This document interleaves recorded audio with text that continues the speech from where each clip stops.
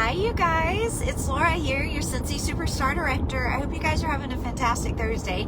Debbie asked me to come on here. She said she's going to be a little bit out of pocket today, and so I am thrilled to get to come and visit for a second. To most of you guys, I am your Scentsy grandma, meaning that I am Debbie's mom in Scentsy, and so that makes me your grandma.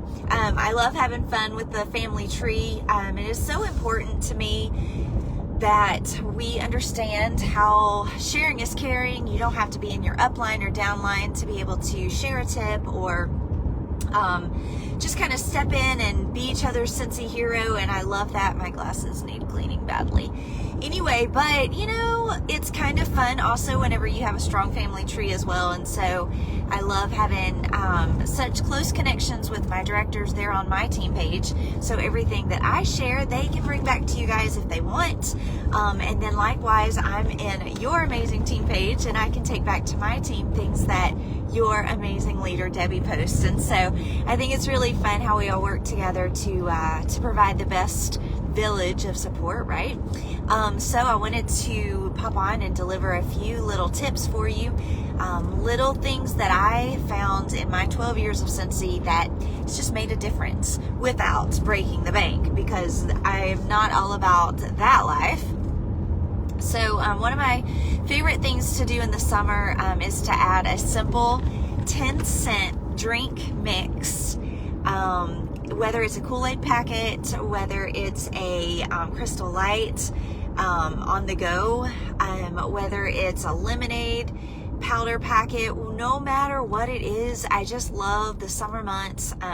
There's so many things in our deliveries that we can add to be bright and colorful and just that little extra. I've really found that a lot of times my customers, they almost expect for me to give them samples, because in their mind, they know I'm trying to go after that next sale, right? You guys too, you find that where it's like, oh, thank you for the samples.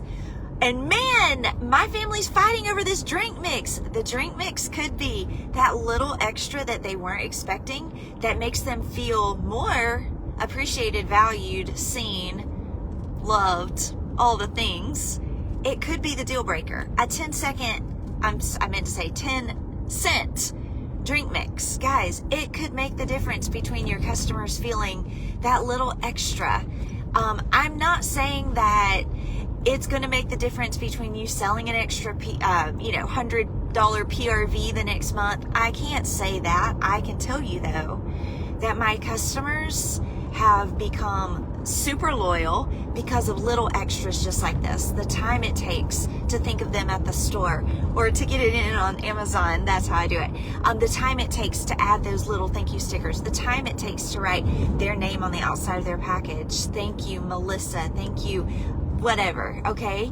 It is those little extras that I believe around the entire year stack up and make my customers hopefully extremely loyal, and they come back to me time after time. Even though I've moved, or sometimes they move, they still want me to be their Scentsy girl. Why? Maybe extras like that.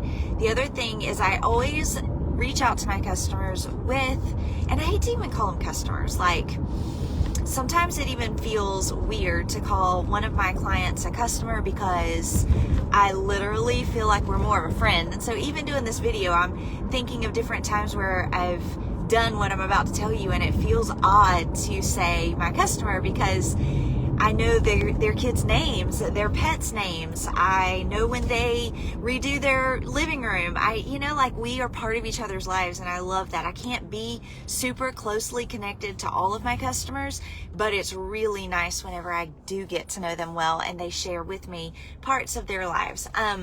But back to what I try to do. Anytime I reach out to my customer, I try to make sure I know the because. And I make sure that the because is them-minded instead of me-minded.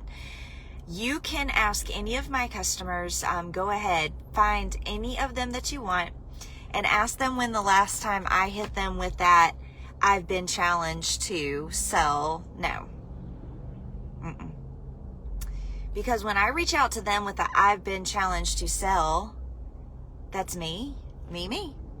And that's not them. Now, maybe they needed wax. Maybe they needed hand soaps or whatever I've been challenged to sell. But if I'm reaching out to my customers because I have been challenged to me sell so that I can make money, then in my experience, that's not always gone over good. A lot of times I don't even have a response back. Yeah, I might get the sale. I might even get 3 sales. I might meet my challenge. Great. But I really have always tried to structure my conversations with my customers with them in mind. Yeah, I do need to sell, don't we all? But I'm going to reach out to them with something like, hey girl, I was thinking of you because I know that you love pomegranate. And did you know that the Bring Back My Bar love story has pomegranate in it with dark chocolate? It's fantastic. And I couldn't help but think of you. Okay? I mean, like, she might just buy that hand soap that I've been challenged to sell. She may just buy that 6-pack of bars that I need to sell by midnight because my director has challenged me. But I feel like that there is a more personable, is that a word? Personable and more effective way to create a relationship and to help people feel like that I have their best interest in heart, their end result, happiness, rather than I need to sell a certain dollar amount and I feel like that you have the money and you're going to say yes. I mean, you can do it either way. I'm not saying that it's wrong or out of compliance, but I'm just saying in my scentsy business, if I'm trying to meet a challenge, and don't get me wrong, I set challenges all the time, but if I'm going to try to get sales, if I sit down and say, okay, I need to sell $200 today, who do I need to text? I hopefully find a more creative way than just randomly blasting them with something that anybody in America could have hit them with. I've been challenged to sell. See, I could sell to anybody's customers using that same lingo, but you could not sell to my customers telling them, hey, I know you've always loved pomegranate. Do you know that they've always loved pomegranate? That sets me apart. It makes them feel like that I've got their best interest at heart. Does that make sense? Okay, so another little tidbit idea. People are traveling. It's pretty much whether they're hiking and they don't want mosquitoes around them, because whether we like it or not, mosquitoes hate lemongrass. I'm not saying it's going to cure their pest problem. I'm just saying. But whether or not people are traveling in their backyard, they're traveling, being outdoors more, they're traveling to a destination, vacation, whether or not they're on the road or in an RV or even in an airplane, the needs for scentsy change, like rapidly, depending on how we travel. And so, like, I give my customers such different advice. I know I got a text from one of my customers. They're staying in a brand new resort. They took the Scentsy Fresh that they bought from me, put it in small spray bottles so that they could get it through TSA. Is that what you say? Like, whatever, security at the airport. They could get it through TSA but still have their curtains in their resort smelling good, because when the curtains smell good, the whole place smells good. We know this, right? They spray the throw pillows, make it all smell good. That warmed my heart so big that they had gone through the trouble. And P.S. Scentsy, please, one day make travel size everything. I want to see baby Scentsy room sprays so bad. I've had daydreams about mini Scentsy room sprays.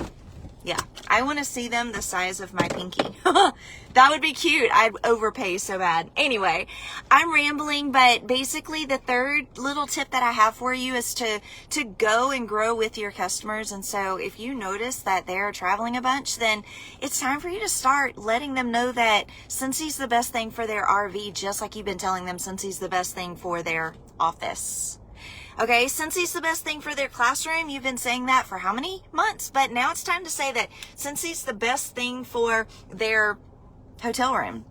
Scentsy's the best thing for their hike.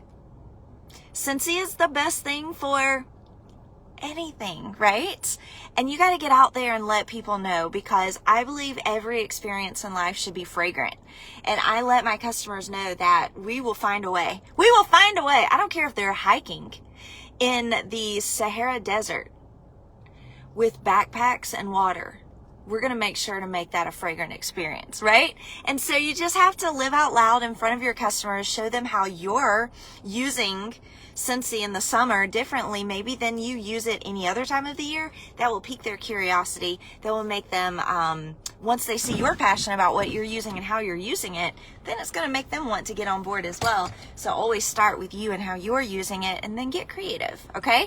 All right, I love you guys. I got to hop out off of here. It was fun chatting. I hope that these tips give you a little bit of inspiration on how to make your summer sales pop, but also to make it to where the end result is that your customers are loyal and that they think you hung the moon. All right, bye you guys.